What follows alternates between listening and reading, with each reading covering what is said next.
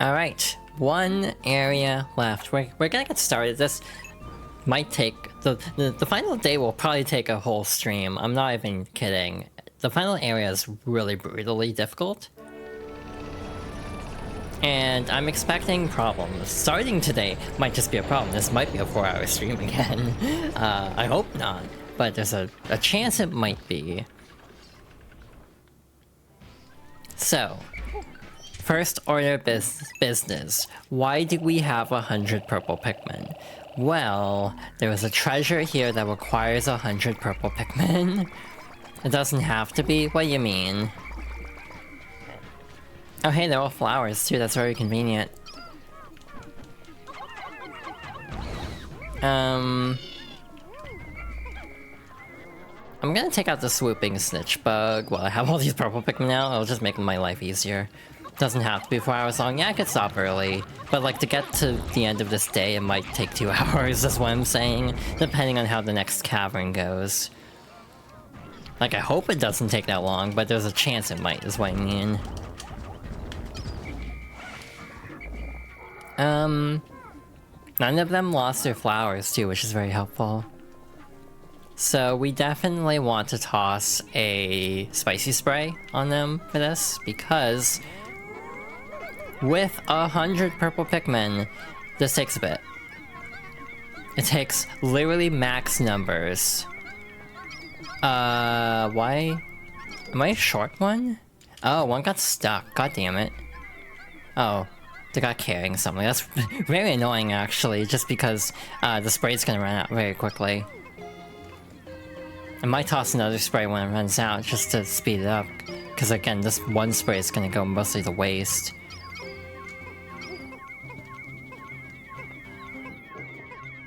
Yeah, this takes a bit. It's not my favorite treasure to collect for extremely obvious reasons.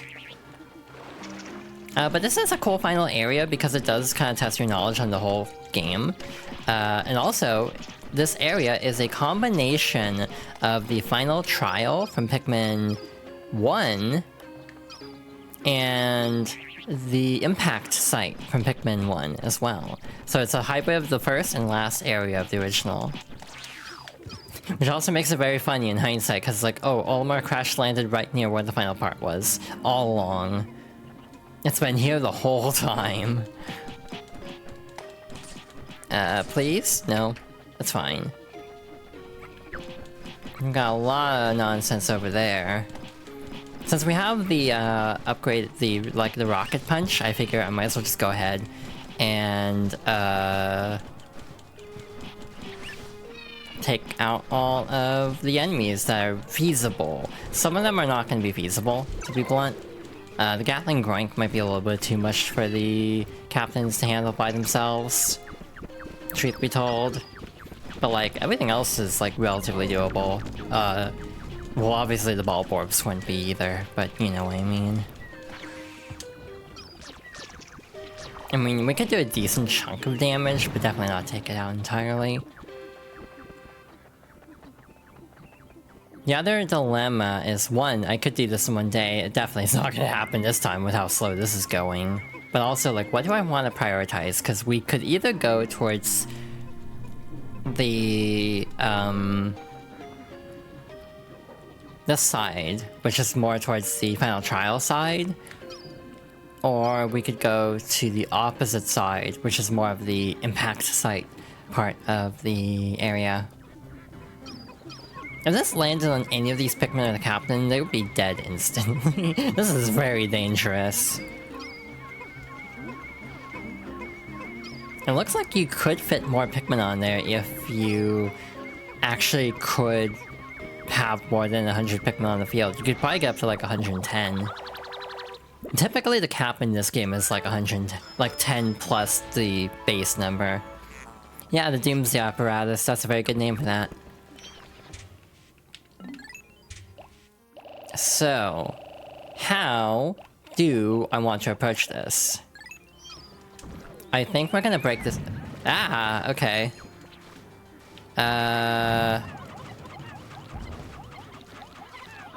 Hello. Did any Pikmin die there? Nope. Okay, we're good. We have to carry it back ASAP because otherwise we will have a problem. Because it does regen, so we do need to actually carry it back pretty quickly. This is part of the reason I made a backup save, just in case that did count as a death for some reason, so I don't lose a ton of progress. I don't think it would, but again, in the off chance it does, it's nice to have a little bit of a safety net. But now we have a lot of water, actually, so realistically, I probably shouldn't have done this here. I should probably have gone to, like, split up the group and just have separate squads to do different tasks instead of trying to do, like, one at a time. But that would require another, like, 40 blue Pikmin to actually do, so I might put the yellow Pikmin away for now.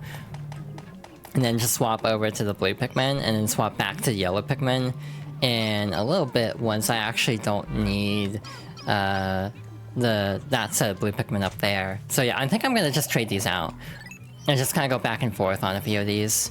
This is gonna be largely a setup day. I'm not gonna do all 3 caverns in one day because that'd be a lot. But I definitely want to do the Cavern of Chaos, which is the one right by the starting area, so it's a very easy one to get to. But at the very least, I want to pave the way for some of it to make tomorrow a guarantee. And even then, that might be the entire stream. It's like just the final 2 dungeons might be the entirety of tomorrow, like next Monday. I don't know how they can catch fire underwater. It's like SpongeBob logic there. I'm also gonna walk over here and get the Wollywog slightly more to the left of where I'm standing, just to maybe ensure that won't cause problems. They're almost done over here, which is good. The purple Pikmin are also in position over here, so that's good. I can probably quickly run over and grab this platoon and get them over here. And be ready to go. I don't know if I'll get the treasure over here, but I at least want to set it up. Okie dokie, break this. And we have an electric fence, so this is why I wanted the yellow Pikmin initially, and then I'm like, wait a minute. It'd actually be more efficient to have just blue Pikmin. Part of the reason why I'm slow at this game is I have executive dysfunction, so there are times where I'm like, wait a minute, this would actually be better to do it this way. So me second guessing myself is often what costs me the most time, because it means I double back for other things. If I just like committed to something, I actually would waste less time on this game, I think. And with that said, the blue Pikmin, I might actually switch them out for white Pikmin in a bit, just to kind of get through some of the poison walls. I'm not gonna fight the enemies though, because I discovered in my practice run that they respawn very quickly, so I'm not gonna bother. But yeah, the landing site of this area is actually the final boss arena of Pikmin 1. It's a nice little Easter egg, actually. Again, in general, Pikmin is a very lore-based series, which again, I think is part of the reason why the sudden reboot of Pikmin 4 ends up not sitting well with people. It's because typically Pikmin had been a very, like, interlocked series, lore-wise. So the sudden move away from that just was kind of jarring. But that's my theory. Again, I personally didn't care that much. Like, it didn't really bug me. Also, by the way, these particular plants will basically have mixed berries, mixed yellow or mixed red and purple, instead of just one consistently. It's very interesting. So yeah, that is kind of my very like speedy rundown on some of my thoughts in general on like Pikmin lore. Is like, I do feel like the labeling is weird. Like, that is the one thing I will say, calling it Pikmin 4 does give it kind of different expectations, because if you hear Pikmin 4, your brain is probably going to assume sequel when it's actually not a sequel. So that is the one thing I do find kind of weird about Pikmin 4, is just why is it called Pikmin 4? instead of just like Pikmin like insert subtitle. Yeah, Splatoon and Metroid are pretty airtight for the most part. I can't think of any major problems with those two games. There's also another poison wall over there. You don't need to break it at all. It is literally useless breaking it, and it will actually just kind of cost time I'd rather spend elsewhere, so we're gonna ignore that. Also, by the way, later games actually nerf electricity to the point where it will stun Pikmin and eventually kill them, but you can still whistle them to save them, instead of being an instant kill like in this game. So in general, this game is a little bit more forgiving in that regard. But yeah, in general, I do think Pikmin does get easier over time. The first two games in particular. I was very nervous for a moment, because it's like, wait a minute, is that boulder gonna go straight into the yellow Pikmin? It almost did, so that would have been very bad. Actually, we need to reconvene at the starting area anyway. It'll just be faster to have them carry back everything, I think. And same goes for the other group too, the blue and white Pikmin over there. Another, like, fun trick you can do, this is a terrible idea with this group of Pikmin. You can just do this. It's just have them carry the captain back to the starting area. With purple Pikmin, that's gonna be miserable and take forever, though. So probably not the best call. Actually, Olimar's light enough that's going pretty fast. So, not too big of a deal. Also, the stream title is wrong now that we're not in the Valley of Repose. This FOP is no longer in the snow area of the game. I do like snow areas a lot. Again, weirdly enough, winter isn't even my favorite season. It also feels weird having like a summer birthday when my theming is very wintry. So if we do like a birthday stream, it'll be like very contrary to like my lore, because it's like it's aesthetically very opposite of what I'm presenting. Again, that's just me overthinking, to be fair. Like putting too much like effort into making lore cohesive. Like, I really don't need to do that whatsoever. It's like, it's just kind of overkill at a point.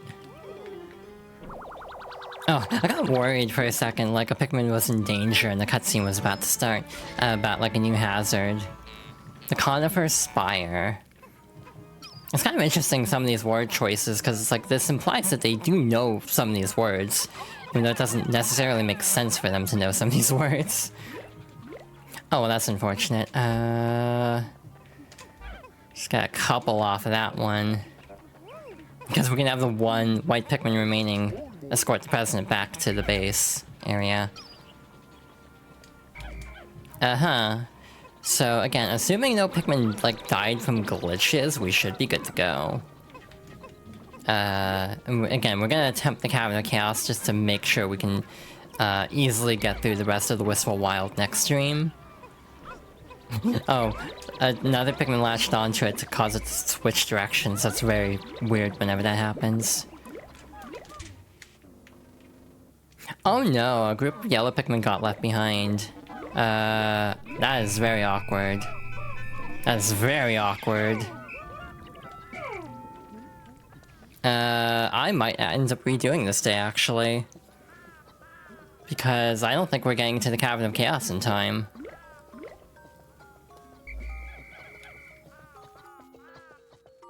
Yeah, that was a very unfortunate misstep right there.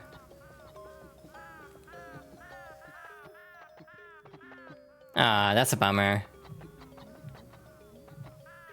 Yeah, we don't have time, god damn it. Because I do want to do this in this day, because otherwise we will not have enough time to do other things. So yeah, we actually got through that way faster this time at the expense of a couple of sprays, but I think we did get a couple of spicy sprays at the start, so it's all good.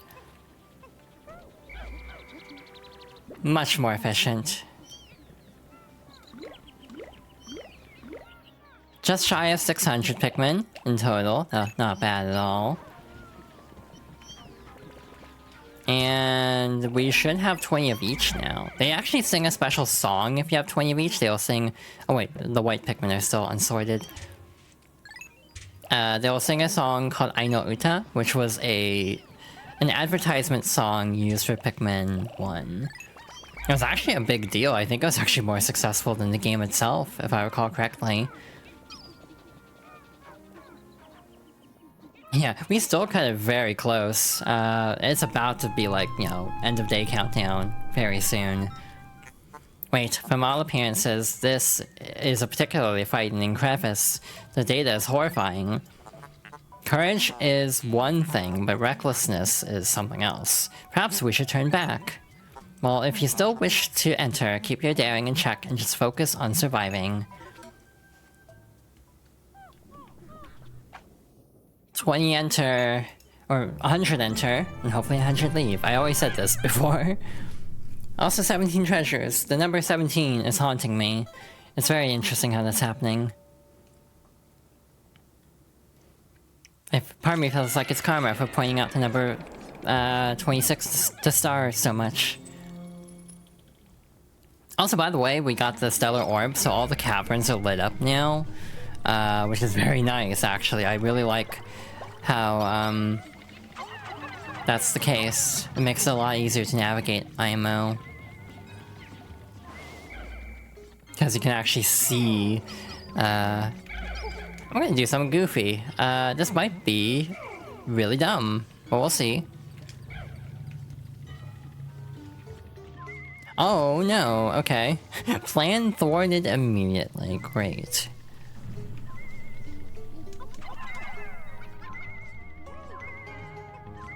They are carrying that slower than I was hoping they would. Oh no. It's still fine, but that's still too close for comfort. Where's the exit? Oh, there's the exit. It's literally in front of me. What am I talking about?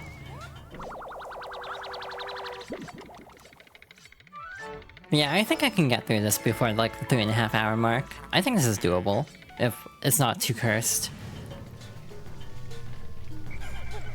This cavern isn't too bad. Despite being the Cavern of Chaos, it's actually pretty straightforward. It's the easiest and shortest of all the caverns in the Wistful Wild, which is actually more of a testament to how long the caverns are elsewhere than this one being particularly short, in my opinion. Alright, they are home free, so we're gonna get in position to make a quick escape. There are some really cool treasures in this particular cavern too. There are some very nice little Easter egg kind of treasures. Not in this particular cavern, but some of the later ones have some cool treasures. But we will get to that when we get to it. Alrighty, floor 1 done. Piece of cake. Floor 2 is gonna be weird, because there are a couple ways to approach it. I have so much bitter spray, I might just cheese it. Cause like, oh, this is just kind of like the Man Legs arena again, for one thing. It even has like the center like hole for it to pop out of. But like, you're supposed to obviously fight these fiery ball blacks. Each of them has a treasure. 2 ways to deal with this. 1, bitter spray. 2, punch them. Like, literally, this is actually something that works. But again, we have so much bitter spray, I'm gonna take a risk a little bit and just do that. Again, if I was running low, I would not be as frivolous with it, but we are not running low at all, so I'm, like, relatively okay with taking that chance. And there will be doodle bugs guaranteed later on, so it'll be very easy to actually get more bitter spray in the future. That was the wrong spray type, but again, we have so much that I think it'll be okay. I'm not, like, sweating the details on this. We'll have the spicy spray Pikmin do this, take care of this one, just because it's slightly farther away. And then we'll have, like, a different group pick up this little gem here. That reminds me a lot of the Libra in Pikmin 1. Alright, we have another gemstone. This is the Frosty Bauble. Why they almost say just like me for real, for real. Well, we got the frosty part because Snow Fox, but I don't know what the bobble part would mean in this case. Yeah, this looks very much like the Libra. Essence of Despair. Yeah, that sums up the Wistful Wilds pretty well. You will definitely feel despair in this particular section if you are playing this game for the first time. And speaking of despair, I have a really weird story about this game. And we're actually coming up on the floor where it's relevant. Very soon, actually. Again, a very, very specific anecdote I have about Pikmin 2. Part of the reason I wanted to do it for this series is coming up here. This floor, however, is just kind of a pain in the ass, to be honest. It's just kind of annoying more than anything, because we have our old friend, the Creeping Chrysanthemum, which, again... How many times did we have to reset day 3? Like, 3 or 4 times because of these enemies? I just have horrible luck fighting these.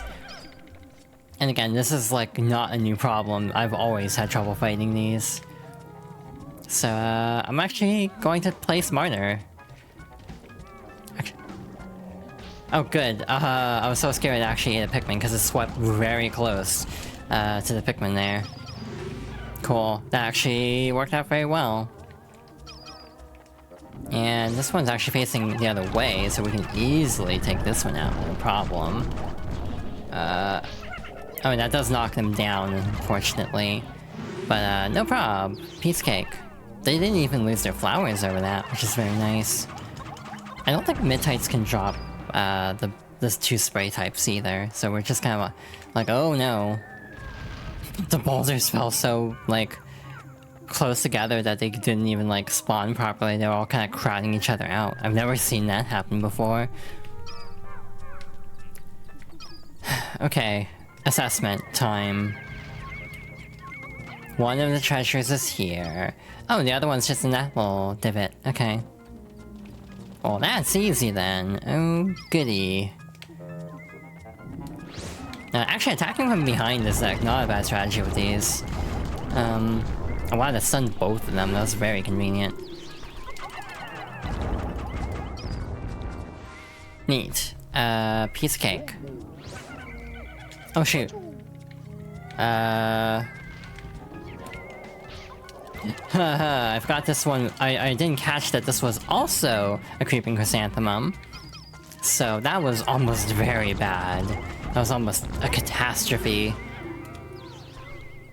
I just heard the sound of it popping up and it's like, oh no. I just left the Pikmin alone with that, didn't I? Okay, so... First order of business, take down this wall. The funny part with the walls in Pikmin 2 is, one, it feels like they're a lot weaker, and also, the Pikmin, the actual animations pay out faster, I think. Yeah, it's honestly really freaky. Like, Mimic enemies in general are very scary. You beat Jacko's arcade mode on hard? Hell yeah. Is that the first time you've done that?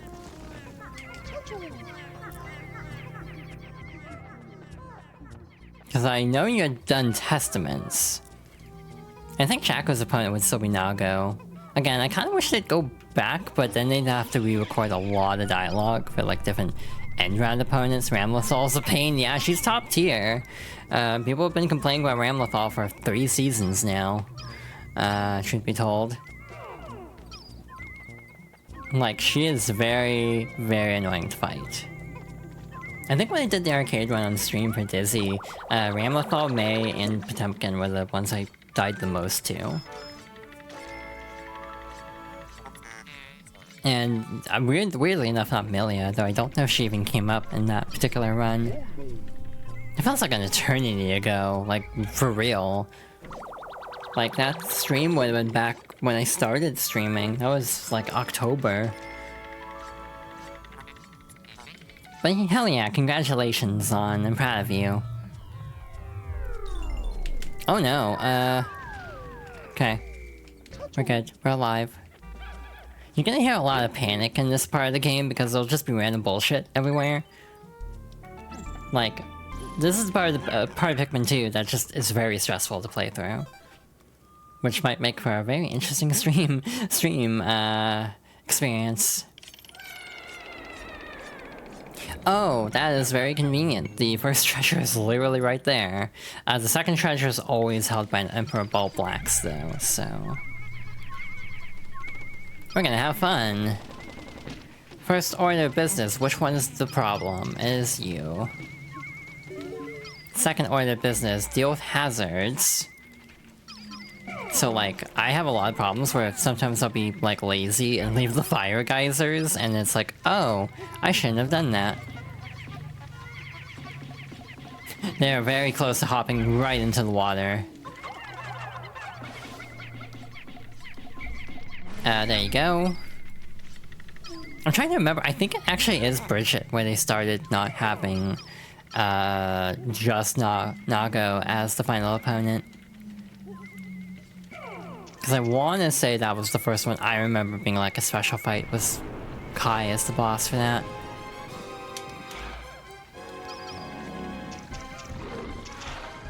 Nice. It's funny how long the fight took me on my stream playthrough of Pikmin 1. Like, since I was just editing it, I had so many failed attempts. And yet this time we're just like soloing, no problem. Like, it's kind of funny in hindsight, just how easy... Well, that sucks. The Pikmin got stuck on the treasure. Attempt number 2. We are not getting the first treasure right in front of us, unfortunately. So we are going to have to spend a little bit more time, at the very least. Hey, look though, the Bulblax is actually on land this time. We can actually use purple Pikmin to fight it. Also, if we can get it to eat all these bombs, that would be very nice. Because I think the stun duration, actual damage it takes, is proportional to how many bombs it actually ends up eating. If I'm not mistaken. I just kind of put them on wall teardown duty just because it'd be an easy way to get them out of the way, basically. I think this floor layout is also reused later on in the next cave, too. Okay, so we have no water or bombs nearby this time. We have a lot less to worry about. Okay. So that means it has to be in the other alcoves. I'll just leave that for now. I want to go looking for the other treasure. Yeah, basically one of the worst things is when Pikmin just are like, I'm gonna just punch this bomb. What could possibly go wrong? The answer is yes, everything. I heard a splash sound, I'm like, did the Pikmin just run straight through the water? And one did, and it was terrifying. I should do one at a time, it'll be faster. Never mind, this one's almost done. I don't trust Pikmin. I'm gonna have blue Pikmin carry this back. Cause I perceive a future where they end up going straight through the hazards. Oh hey, that's a very lucky reset, actually, to get a bitter spray out of it.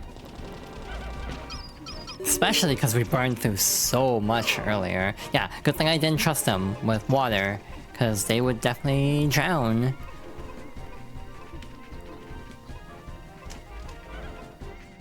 Again, Pikmin AI can be just the most aggravating thing sometimes when Pikmin decide, hey, let's just careen into direct hazards. That'll go well, right? Anyway, we got the previous treasure on the first attempt, but this one we hadn't gone before. This is a giant claw.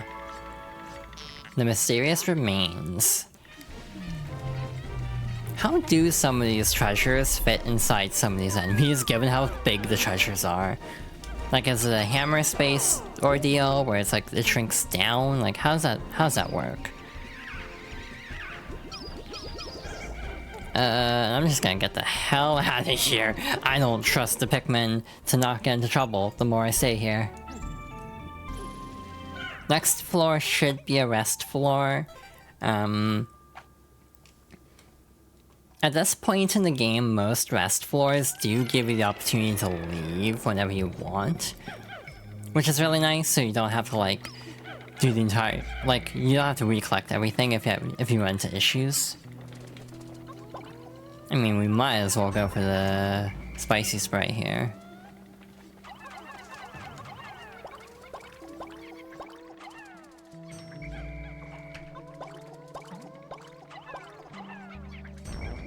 Uh-huh, okay. Nice.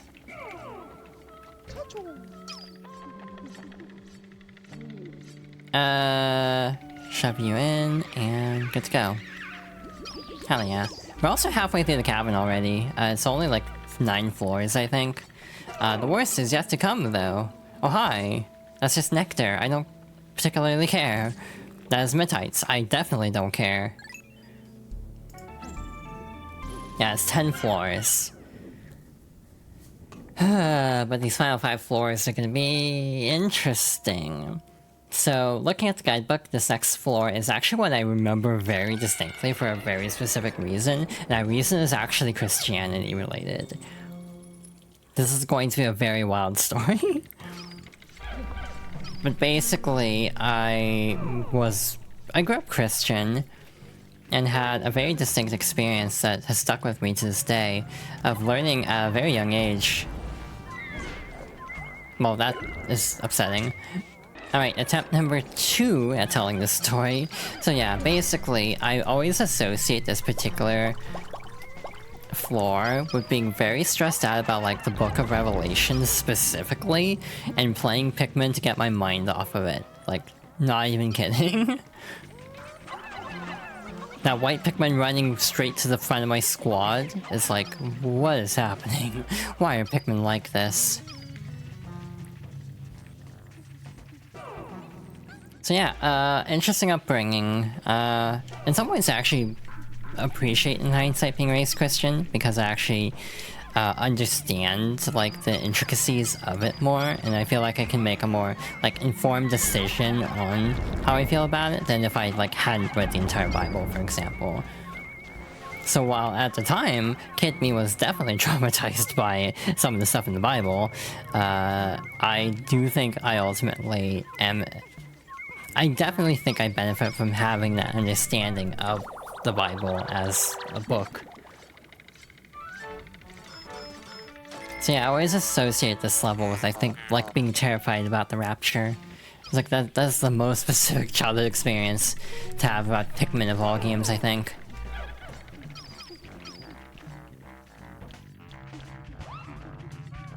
The Wally Hops continue to be the bane of my existence. For some reason, I don't know if it's just me, but, like, I swear the stun is not as reliable in this version of the game. Rapture? What did you think I said? Why do I feel slightly concerned? Oh.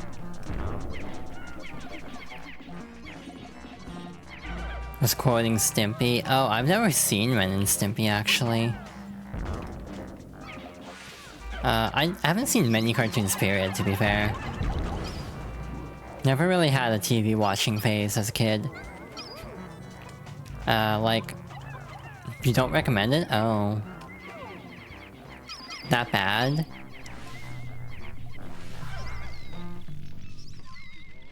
I'm just gonna... stick them in the corner. Sit in the corner. They can sit in the corner and think about what they've done.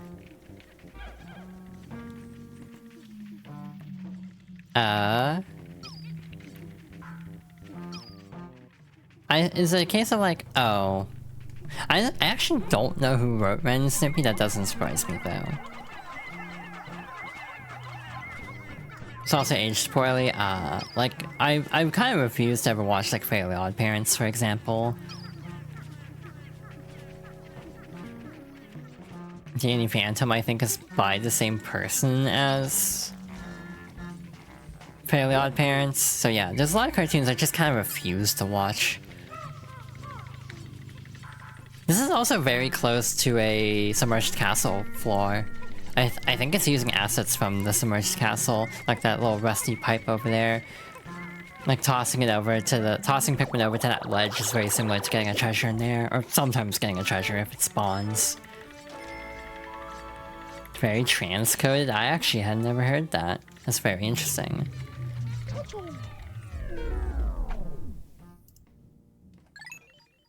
Alright, 3 floors left, but the next one's kind of a doozy.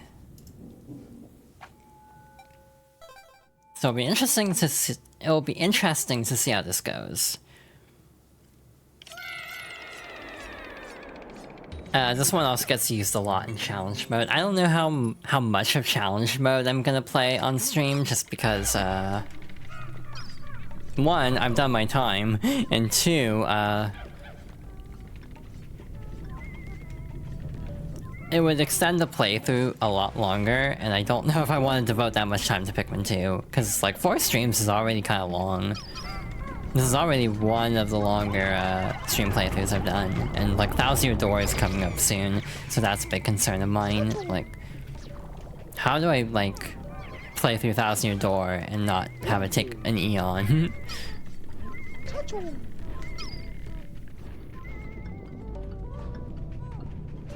Okay, just taking a slight risk. You ever self for Danny's a girl? Oh. Huh. Wild.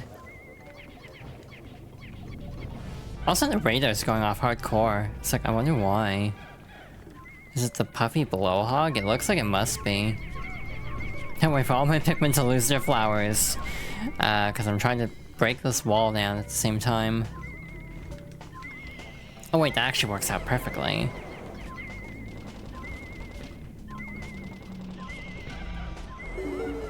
Oh god, oh, that doesn't actually get rid of their flowers, that just knocks them down. Interesting.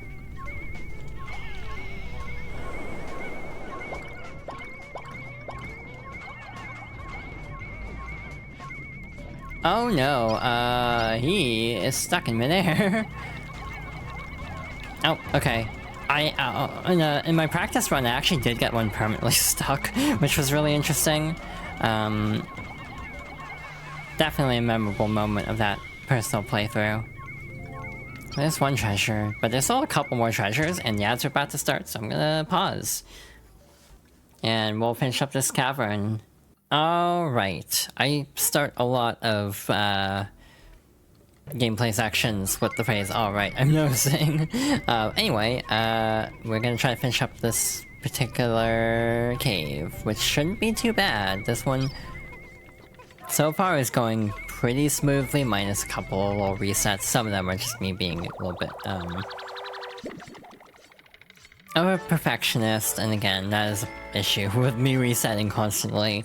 It is part of the reason I'm almost considering against doing, like, a rhythm game on stream, just because I probably will just end up resetting copiously, like, miss a note, immediately reset until I get a decent run going. Like, I will accept a misstep. However, if I, like, miss a note at the very beginning of a song, like the first, like, 100 notes or something, I'm gonna reset. Like, this is how I operate. It's part of the reason I opted against finishing Rhythm Heaven on stream, cause I just felt like I was driving chat up the wall with how much I was resetting in that game. Speedrunner moment? Yeah. I feel like I have a speedrunner mentality in some ways, and I don't think that's entirely a good thing. Again, at some point, I would like to learn a speedrun. What game? I have no idea. I haven't thought that far ahead yet. Yeah, I think it would be really fun to try a speedrun on stream. Maybe just casually, not try to, like, grind it out too much, but just kind of play around with a speedrun, see if I like it. The problem is just, I can never pick a game. Jak and Daxter. Is that a particularly, like, easy speedrun? Like, accessible, like, approachable speedrun? Because I actually don't know much about Jak and Daxter speedrunning. Like, you say joking, however, my interest is a bit piqued, I will admit. I'm curious of how that would actually play out.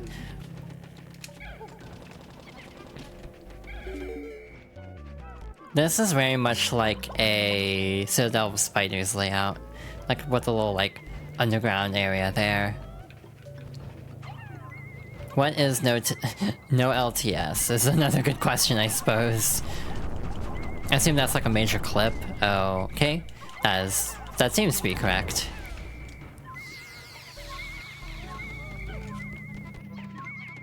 Again, I wish I knew more speedrun tech for Pikmin. I only know, like, the one thing I showed in Pikmin 1 where I, like, throw a bomb rock up to a gate I'm not supposed to get to early. You have 3 major skips. Mario Sunshine is another one where I know, like, one major glitch, but I don't know the others. I've done Banana Clip a few times, but I have never been able to pull off Gelato. Which is a problem, because like a big foundation of Mario Sunshine speedrunning is like hinged upon Gelato Skip. Fire Canyon, Boulder, and Lava Tube. Citadel Skip 2. I think you've shown me Citadel Skip before. Like, I could have sworn you did that the one time you were playing in a call.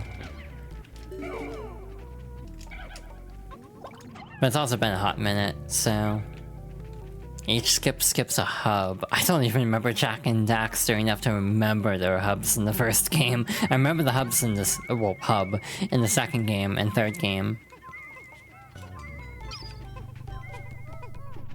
Don't skip the 72 power cell requirement. Oh. Interesting. Like, I know there's a recomp of Jak and Daxter. So, like, do all these tricks also work on the recomp? I would assume so. Only Bulges. Huh, that's interesting.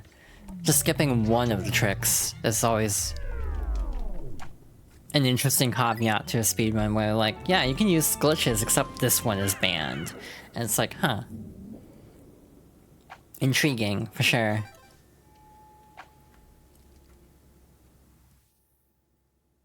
But yeah, I need to play Jak and Daxter again.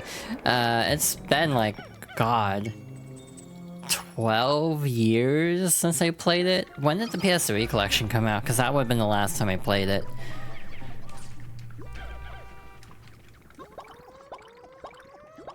I had the Slide collection, and I had the Jak and Daxter collection.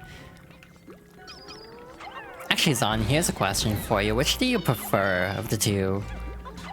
2013, yeah, that sounds about right. It's like the Sly Cooper collection. No, wait, that actually would be too late. It might be 2012 or 2011, because like Sly 4 would have been 2014, and that would have been after that collection. Yeah, 2012. Sly collection, I think, would have been 2011. Because that would have been a little bit earlier, given that they ended up, you know, making a sequel. Your mileage may vary on if it's a good sequel or not, but... Hi Aiden, welcome back. You have missed talk of Jak and Daxter, primarily, and also me, like, resetting an entire day, because I ran out of time, because I left Pikmin behind. You played the original releases for Sly? Yeah. I don't entirely care for the collections that Sony put out in that generation. Most of them are pretty scuffed, to be honest. I wish there was a decomp for Sly and Ratchet specifically. I'd be fascinated to see of how, like, fundamentally a Ratchet recomp would even work, given how that game sounds like a coding nightmare from everything I know about it. But like, the moment there's a... Oh no. I hear the enemy. That was dumb. Why did they do that? Why did they just let the Pikmin run straight through complete danger? You doubt Sly will? Huh.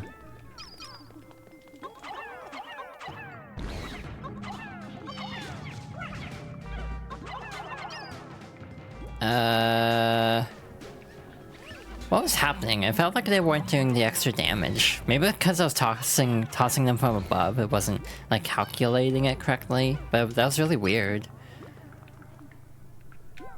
I'm scared. I feel like I hear enemy noises, but I don't know where they are. Hell if I know where the treasure is, also. I Never played the PS3 collection for Ratchet. I want the PS2 versions, like, legally available somewhere.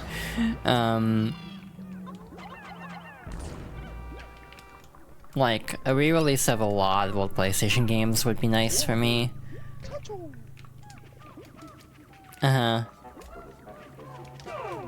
Imagine like a Ratchet and Clank decomp, where they actually add in proper strafing to the first game, because that was the main hurdle of why I never finished Ratchet 1, is the gameplay is so dated, because I started with Up Your Arsenal.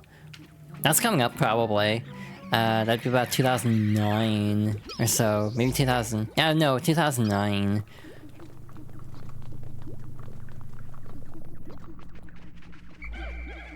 So like, I definitely am trying to find ways, TM, to stream Ratchet and Clank. So it's interesting, and the problem with Ratchet and Clank that I'm currently running into is I can't tell how much is on original hardware and how much of it's just emulation.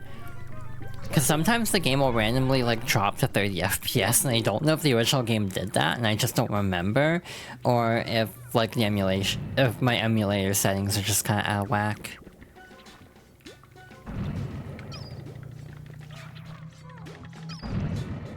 No help? Okay. I appreciate the offer. I'll hit you up at some point. It probably does drop to 30 sometimes, yeah. Up here are... The Ratchet and Clank games in general are just kind of coding headaches from what I gather. In terms of like, 1, crunch, 2, using like forbidden techniques for some of these games. Like, I want to say that one of those trilogies had some weird quirk where like, they basically use parts of the PS2 hardware that developers weren't supposed to actually use or something. That might be Jak and Daxter actually, but I don't remember for sure. Like the PS1 parts of it, so like that's why certain games like Jak and Daxter can kind of run weird on like later PS2 revisions that like made it more of a software emulation solution than like a hardware emulation solution. Naughty Dog did that for Crash.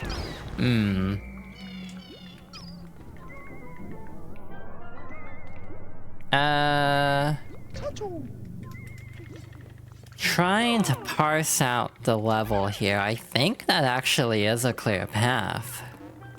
Assuming the Pikmin don't do something really dumb, which can sometimes be a big ask, they should be able to make a clean shot at this. Could have been both, yeah. But yeah, I miss Ratchet and Clank, I miss Sly, but I also don't want them to bring back Sly. I don't trust them. I have trust issues after Sly 4. The funny part is I think Sly 4 plays great. I think the gameplay is actually pretty solid. I just detest a lot of the character portrayals in Sly 4, to the point where I'm like, yeah, no, I kind of don't want a resolution to this unless it's like different writers. I like Ratchet ripped apart well enough, at the very least. It feels a little vanilla, though. It feels kind of bland. Not bad by any means, but just kind of flat, basically.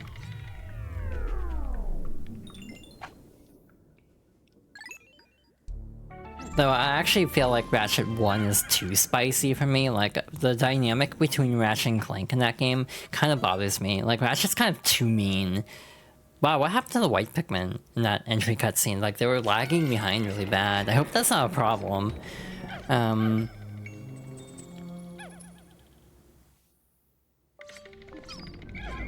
then again, like, a long-time person at Insomniac just left Sony.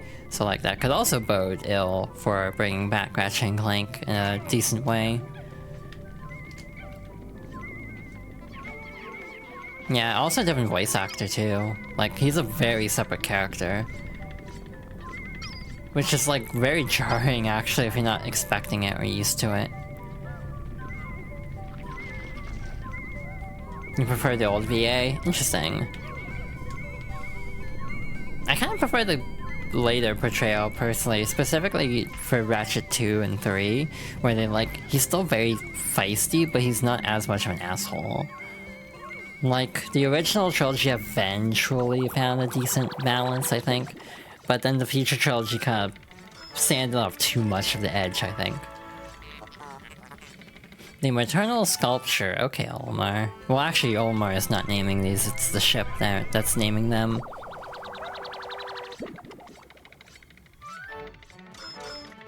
That would be one weird thing if they ever tried to do another remake of Ratchet and Clank, given that the one kind of got hijacked for a movie tie-in. Like, who would voice Ratchet in that game? Yeah, I find the Spyro voice acting kind of distracting in the later games, because I just hear Tom Kenny. It's like, wow, that's just SpongeBob. Like, that's a little jarring, actually. I still need to play Spyro 2. Again, I've reignited on Switch from years ago, and it's like, but it doesn't run great. Part of me is like, do I rebuy it on PC? Because I kind of want to play the reignited version, just to see what it's like. It's like a first impression, but also like... That's $13 on sale. It's like, Crash is so cheap on sale. Like, Crash and Insane Trilogy during the Steam summer sale was like $3. Spyro was like $13. I'm like, true, I care about Spyro more than Crash 2. I get why it's more expensive, but also as someone who was more interested in Spyro than Crash, I don't like it. I wish the game I was interested in was the one that was on a deeper discount, because I am selfish. Bosses in this game make horrifying noises sometimes. This is a great example of that. Yeah, also the Spyro collection is older, to be fair, but it is a case of it is still mildly frustrating to me as someone who's more interested. God damn it, who's more interested in Spyro than Crash, for sure. Oh, that sucked. Oh no, that's real bad. This boss kind of is annoying.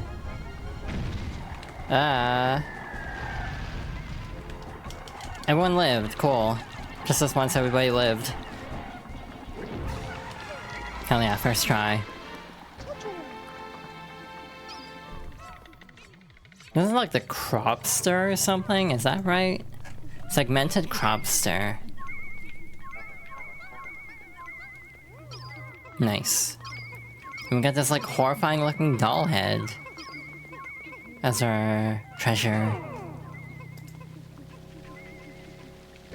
I can't believe I got that first try. The boulders usually give me a lot of trouble. Fighting this with purple Pikmin is also probably not the best idea. Probably red Pikmin would be better. Yellow Pikmin also would be good because the arc of the throw might actually make it easier to latch them on. Purple Pikmin were kind of clipping the shell a bit. Again, I put a lot of thought into some of this. Like, I kind of like micro-analyze a lot. Like, yeah, I could have done that slightly more efficiently. It's like, why didn't I think of that for like 20 years? That like, yeah, no, maybe different types of Pikmin would be better for that fight. Sometimes I'm just a little silly.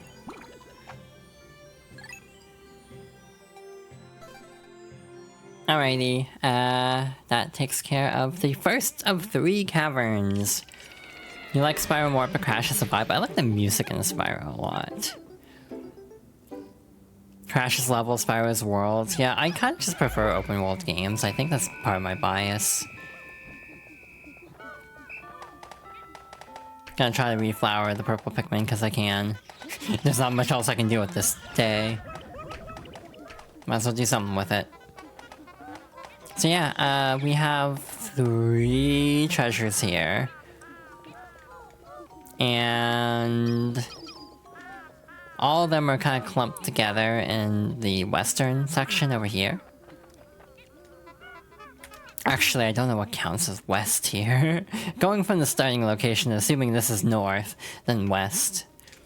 Yeah, like this long stretch is the final trial, and this like this little segment of up here is the impact site. So like up here is where the water was with the pearly clamps, like this little like 2 like land spots are I think where items were. And like the stump with the gate up ahead is like where the Gulix and the Muta were. I just don't really like Crash Bandicoot I find them too difficult. Even 2 and 3 I find too difficult. Maybe that's a hot take, but I just really struggle with Crash Bandicoot a lot in a way that I don't have fun with those games. Mostly the time trials in 3 I don't really vibe with. In Crash 2 I wish I could have vibed with more, but I kinda didn't. Like, making the time trials mandatory for the best ending really sucked, in my opinion, and that kinda just sucked the fun out of Crash 3 for me. Even if you don't have to get platinum times, it was still just kind of annoying. Yeah, but even then, like, the running wasn't great. And also, you played Insane Trilogy, so the physics felt really weird at times. Like, I had so many hang-ups just because I kept getting, like, jumps dropping inputs. Wow, we grew a fair amount of Pikmin today.